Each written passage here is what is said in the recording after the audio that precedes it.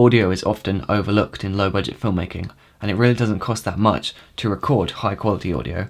So most of the things that I'm going to talk about in this video are tips which actually don't cost that much money, but can make a really big difference in improving the quality of your sound.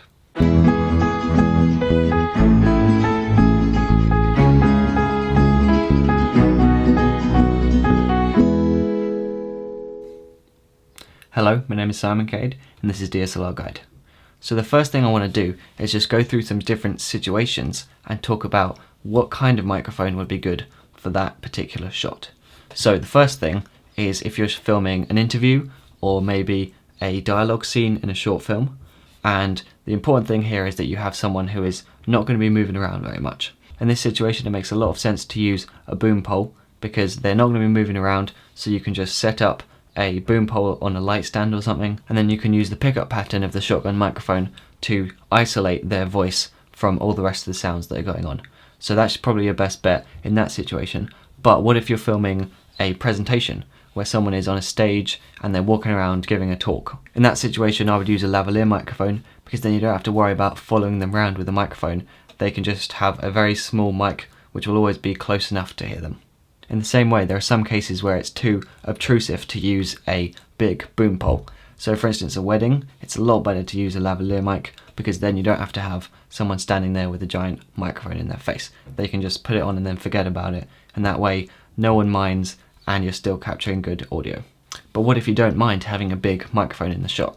In this case, your best choice is probably a condenser microphone. This is ideal for voiceovers and vocals where you can only hear them, you can't see them. Or maybe if you're recording a podcast, then the audio quality is actually more important than the video, and you don't mind if everyone can see that they're talking into a microphone. In contrast to that, there are times when you really don't want to be able to see the microphone. If you're trying to record a wide shot, then you can't really get the boom pole close enough for good quality without it being in the frame. So this is where it's really good to be able to just hide a lavalier microphone, because again, if they're far away, then no one will be able to see it anyway, and you can just very easily hide one and still get good quality audio. And the final situation is when you're recording just ambience noise. So maybe you're at an event and you just want to get the general sounds of people talking, and maybe there's just one person shooting this, some kind of B-roll or something. Then in that case, it makes a lot of sense to just use a Rode VideoMic Pro on top of the camera going straight into the camera's preamps. And while this isn't recommended for getting the best quality, it's often good enough if you're just trying to get that general ambient sound without picking up on specific conversations or specific sounds. Okay, so now let's talk about shotgun microphones. Now the advantage of these is that due to the pickup pattern, it will isolate the sound that it's pointing at. So provided that you point it directly at the person who's talking, then you'll get a minimal amount of background noise from their surroundings. But there's something else you can do to minimize that background noise.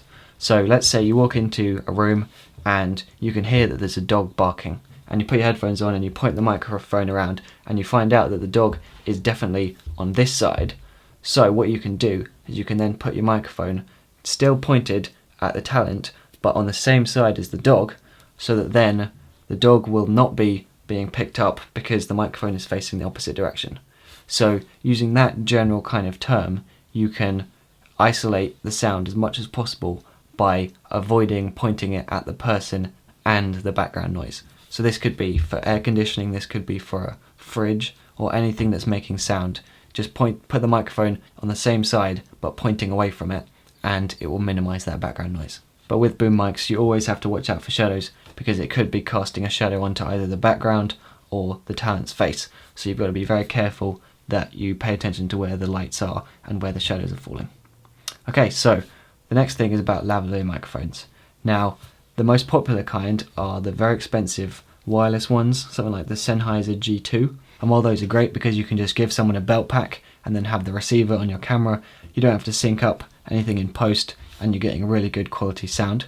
That's great, but you don't actually need to spend all that money. You can get a much cheaper lavalier microphone, which is not wireless, and then just give someone an audio recorder to put in their pocket or have on their person. So the combination of something like an Azden EX503 with a Zoom H1 is a far cheaper setup, although you do have to do some syncing in post, plus you do have to remember to hit record before you give the audio recorder to them, and then other than that you have no control. Whereas with the wireless setup, it will record as soon as you hit record on the camera, and it'll stop recording as soon as you stop recording. So basically what I'm saying is the wireless ones are great, but you don't actually need that. Often a wired one is perfectly good setup. And one of the big problems you run into with lavalier microphones is this rustling sound, which is caused by clothes rubbing on the end of the microphone. It's very loud and it's very distracting. So an easy way to fix this problem is to buy something called the Rode Invisilav. And it's essentially a little piece of rubber which you can put the lav mic into, and then any rustling from clothes will be eliminated. And it even has some like sticky patches so that you can put it directly onto someone's skin rather than just clipping it onto their t-shirt. So this is a pretty essential accessory if you're looking to hide a lavalier microphone. But also there are some really great videos on YouTube. If you search for how to hide a lavalier microphone, then you'll find tons of great stuff about where you can put it in someone's hair and all sorts of creative ways to make sure that you can put the microphone in the best possible place. So another one of the big issues that people have with recording sound is problems with echo. So the way that sound works, it tends to bounce around off the walls and then go back into the microphone a second time, and this really does give a pretty undesirable sound. So there are a few things you can do to minimize this. The first thing is you could buy some foam or some specific audio absorbing materials, which are essentially just big soft things which you can put in a room, and that way it will absorb those sounds before they get back to the microphone. And these work great and they're a little bit expensive, but really you don't have to use them. You can use carpet, you can use mattresses or bed sheets, anything soft that will absorb those sounds and stop it bouncing around the room and going back into the microphone will work well. And also just remember that an empty room will echo a lot more than a full room, so sometimes just bringing in some furniture might actually do a lot to help your audio quality. And the final tip, which also happens to be the most important one, and that is that if you want to get good clean audio, then you need to get the microphone as close as possible. So the common thing that people do is they buy an expensive microphone, but they put it on their camera 6 feet away from the person talking. This is never going to sound as good as a microphone which is nice and close just outside the frame.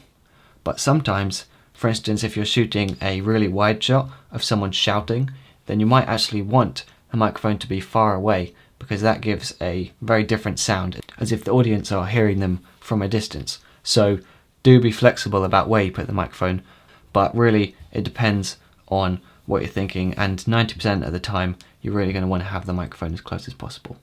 So I think the general message here is that it's not about how much the microphone cost, it's more to do with how you use the microphone. So that's it for this week, and I'll see you next time.